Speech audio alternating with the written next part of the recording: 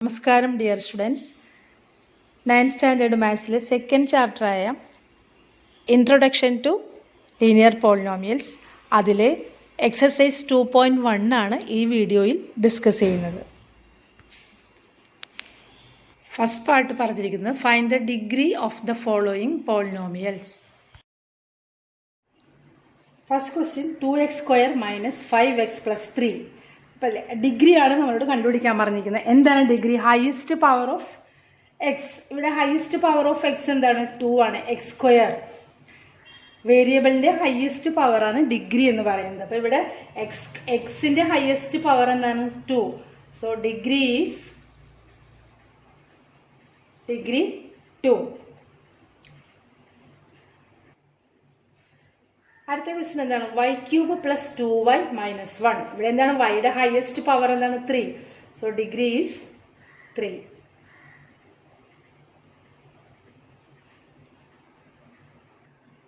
അടുത്തത് എന്താ? -9. ഇതൊരു കൺഫ്യൂഷൻ വരാൻ സാധ്യതയുണ്ട്. ഇവിടെ നമ്മൾ വേരിയബിൾ x, y, z ഒന്നും കാണുന്നില്ല. അപ്പോൾ ഇതിൻ്റെ ഡിഗ്രി എങ്ങനെ വരും? നമുക്ക് ഈ -9 എങ്ങനെ എഴുതാം? -9 ഇൻറ്റു x⁻⁴ എന്ന് എഴുതിക്കൂടെ? നിങ്ങൾ പഠിച്ചിട്ടുണ്ടല്ലോ.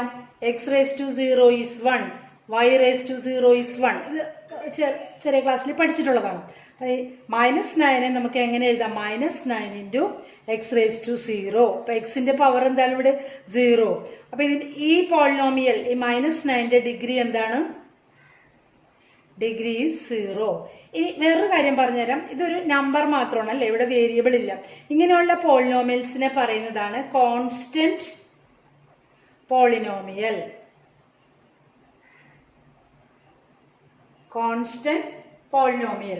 കോൺസ്റ്റന്റ് പോളിനോമിയലിന്റെ ഡിഗ്രി എപ്പോഴും 0 ആയിരിക്കും. Always degree of A constant polynomial is 0.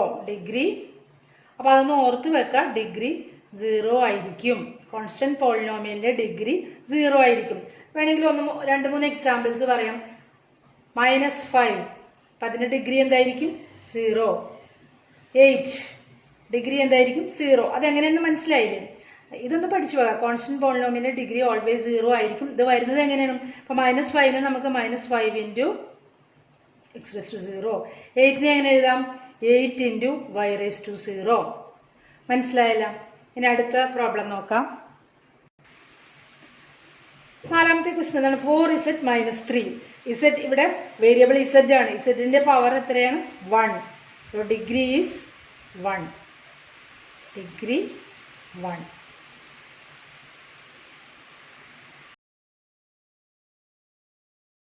Second question right polynomials of degree 1, 2 and 3. അപ്പോൾ ഡിഗ്രി 1 വരുന്ന പോളിനോമിയൽ എഴുതണം, ഡിഗ്രി 2 വരുന്ന പോളിനോമിയൽ എഴുതണം, ഡിഗ്രി 3 വരുന്ന പോളിനോമിയൽ എഴുതണം. ഡിഗ്രി 1 വരുന്ന പോളിനോമിയൽ എഴുതാം. ഡിഗ്രി 1 വരുന്ന പോളിനോമിയൽ എന്ന് വെച്ചാൽ എന്താണ്?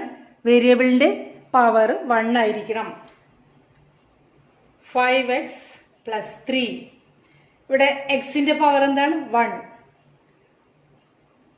അതുപോലെ ഇപ്പൊ എക്സിന് തന്നെ എഴുതണം എന്നില്ല. ഞാനിവിടെ എക്സ് എടുത്ത് നിങ്ങൾക്ക് y എഴുതാം. y + 7. ഇതും എന്താണ്? ഡിഗ്രി 1. z -5. ഡിഗ്രി 1. ഡിഗ്രി 1 ഉള്ള പോളിനോമിയൽസിന് എക്സാമ്പിൾസ് ആണ് ഇതെല്ലാം. ഇനി നമുക്ക് അടുത്തത് ഡിഗ്രി 2.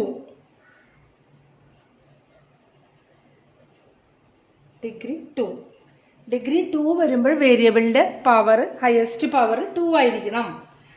x² + 4x - 2. ഇവിടെ ഹയസ്റ്റ് പവർ എന്താണ്? 2. ഇപ്പൊ ഡിഗ്രി 2ന് എക്സാമ്പിൾ ആയില്ലേ? അതുപോലെ -2y² - 7. ഇത് ഡിഗ്രി 2 അല്ലേ? ഇവിടെ വൈയുടെ ഹയസ്റ്റ് പവർ 2 ആണ്. ഡിഗ്രി 3ക്ക് എക്സാമ്പിൾ നോക്കാം. 4x³ - √3x² + 7. ഇവിടെ എക്സിന്റെ ഹയസ്റ്റ് പവർ 3 ആണ്.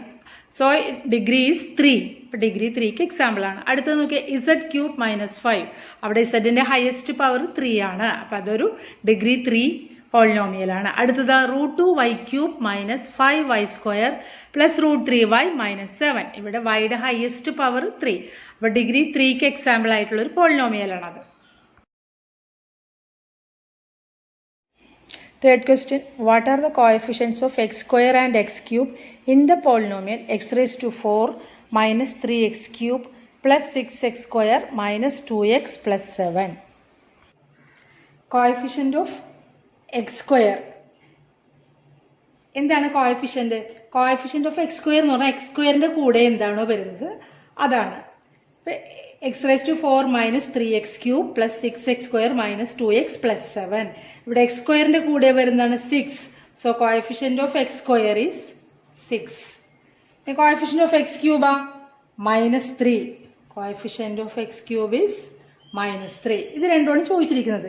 പിന്നെ നമുക്കല്ലാണ്ടൊന്ന് നോക്കാം. കോഎഫിഷ്യന്റ് ഓഫ് x⁴ എന്താണ്? 1. ഇവിടെ എക്സിന്റെ കൂടെ 1 അല്ലേ? 1 ഇൻറ്റു x⁴ ആണ് x⁴. അതുപോലെ കോഎഫിഷ്യന്റ് ഓഫ് x എന്താണ്? Minus 2. Fourth question, what is the coefficient of z in the polynomial 4z³ plus 5z² minus 11? Coefficient of z in the polynomial 4z³ plus 5z² minus 11. ഇവിടെ z means z⁻1. ഇസഡിന്റെ coefficient ആണ് ഇവിടെ ചോദിച്ചിരിക്കുന്നത്. ഇവിടെ ഇസഡിന്റെ ഒരു term z³ ഉണ്ട്, z² ഉണ്ട്. ഇസഡിന്റെ power 1 വരുന്ന ഒരു ടേം ഇതിലില്ല. So coefficient of z is 0.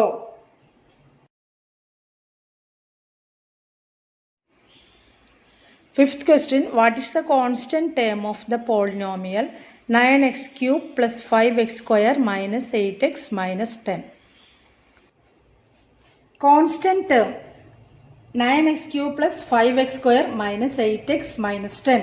എന്താണ് കോൺസ്റ്റന്റ് ടേം? വേരിയബിൾസ് ഇല്ലാണ്ട് ഒരു നമ്പർ മാത്രമായിട്ട് നിൽക്കുന്നതാണ് കോൺസ്റ്റന്റ് ടേം. നമ്മൾ ആദ്യം കഴിഞ്ഞ വീഡിയോയിൽ പറഞ്ഞിരുന്നു. അപ്പം ഈ പോളിനോമിയൽ നോക്കിയതിൽ കോൺസ്റ്റന്റ് ടേം എന്താണ്? -10. ഇതെല്ലാം എക്സിന്റെ ടേംസ് ആണ്, ഇതെല്ലാം വേരിയബിൾസ് ആണ്. അപ്പോൾ ഇവിടെ കോൺസ്റ്റന്റ് ടേം എന്താണ്? -10. കോൺസ്റ്റന്റ് ടേമിന് 1-2 എക്സാമ്പിൾസ് കൂടെ നോക്കാം. 4x plus 5, ഇതിലെ കോൺസ്റ്റന്റ് ടേം ഏതാണ്? 5. y³ minus 4y² plus √2y minus 7, ഇതിലെ കോൺസ്റ്റന്റ് ടേം എന്താണ്? -7. അപ്പോൾ കോൺസ്റ്റന്റ് ടേം മനസ്സിലായില്ല. ഇതിൻ്റെ കണ്ടിന്യൂഷൻ ആയിട്ട് അടുത്ത വീഡിയോസ് വരുന്നതായിരിക്കും. അപ്പോൾ അതിൽ അടുത്ത സെറ്റ് ഓഫ് എക്സസൈസ് ചെയ്യുന്നതായിരിക്കും. അതുപോലെ അഡീഷണൽ പ്രോബ്ലംസും ഒക്കെ ഉള്ള വീഡിയോസ് വീണ്ടും ഇടുന്നതായിരിക്കും. നിങ്ങൾക്ക് ഈ വീഡിയോ ഉപകാരപ്പെടുമെന്ന് വിശ്വസിക്കുന്നു. വീഡിയോ ഇഷ്ടമായാൽ ലൈക്ക് ചെയ്യാനും അതുപോലെ ഫ്രണ്ട്സിന് ഷെയർ ചെയ്യാനും സബ്സ്ക്രൈബ് ചെയ്യാനും മറക്കരുത്. താങ്ക്